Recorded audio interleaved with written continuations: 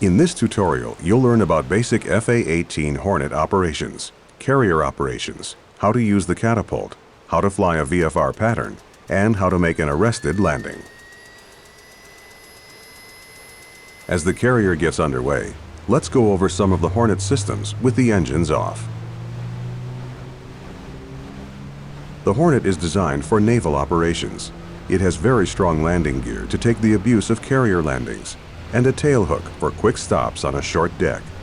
2 engines provide plenty of power. Now that both engines are running, release the brakes and ease the throttle forward very slightly. With 2 high-thrust engines, it doesn't take much to get moving. Taxi to one of the 2 catapults on the bow of the carrier. We won't be going over avionics or doing a thorough cockpit orientation here, but take a look around. Try to locate the main controls you'll use, such as the throttles, gear lever, hook lever, flap lever, and speed brake lever. We'll fly a left-hand traffic pattern. The standard VFR pattern from a carrier is flown at 600 feet and 150 knots. But in this tutorial, we'll fly it at 2,000 feet and 200 knots to make it a little easier.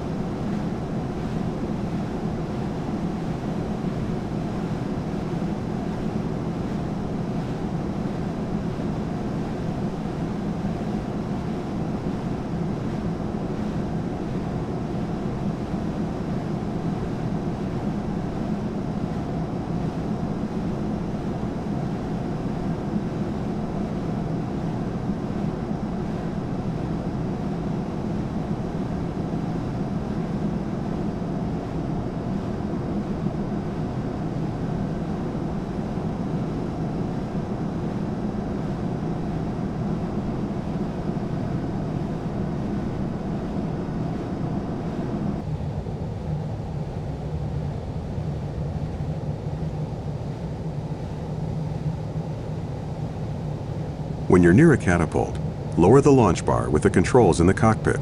Then press Shift-I to attach and arm the catapult. Be sure the brakes are off.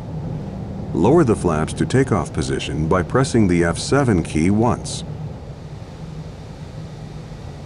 When you're ready to go, advance the throttles to full military power. You don't need afterburner to take off using the catapult. Press Shift-Spacebar to launch.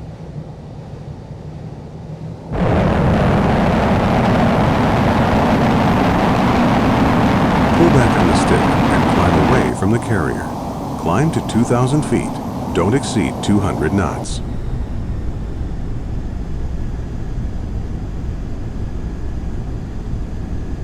Turn left to a heading of 200 and enter a downwind leg parallel to the carrier. On downwind, you should be level at 2,000 feet, flying at 200 knots. Descend to a pattern height of 2,000 feet for this tutorial.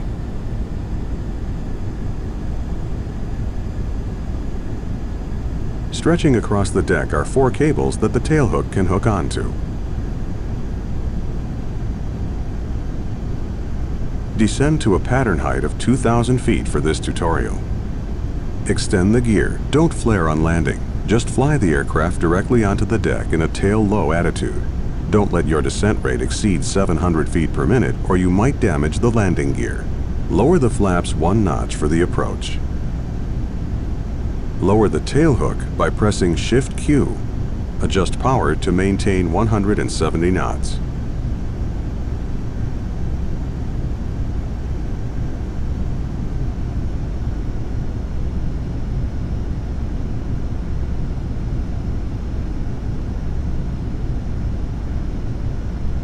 Make a 180-degree turn to the left and line up for landing.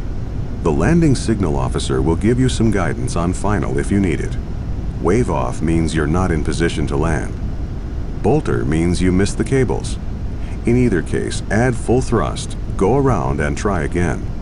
If you trap a cable, the LSO will tell you which one and will announce that the deck is red, unsuitable for landing by other aircraft.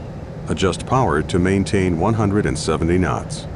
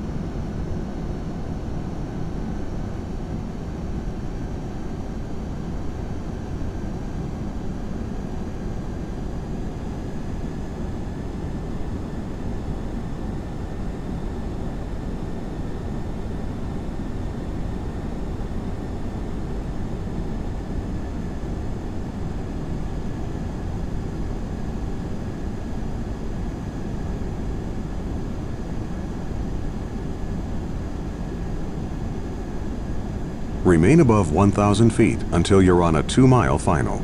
Adjust power to maintain 150 knots. You're landing on the angled deck, so you need to be to the right of the carrier as you approach. The carrier is heading directly into the wind. To land on the angled deck, you need to compensate for the crosswind. You should be able to see the top of the deck throughout your approach. If you can't see the deck, you're too low.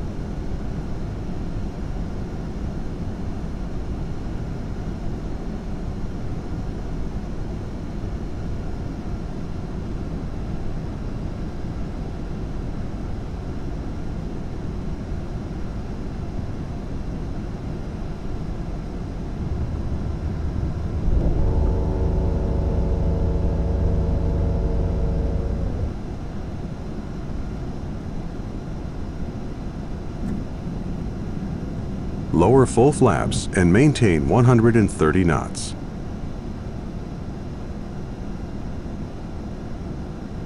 Adjust power to maintain 130 knots. Slow to 130 knots for the final approach. Add power.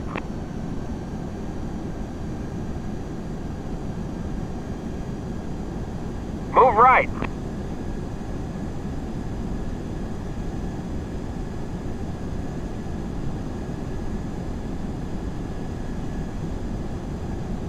.355, 3/4 mile. Call the ball. The ball is the yellow indicator on the visual landing system on the left side of the flight deck. If the ball is higher than the row of green lights, you're too high. If the ball is lower than the green lights, you're too low. If the ball is red, you're dangerously low.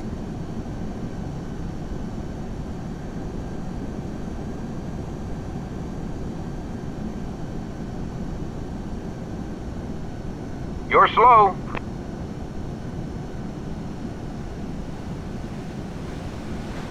Trap, 2-wire, red deck. Great landing. Raise the tailhook to release from the cable. If you'd like to practice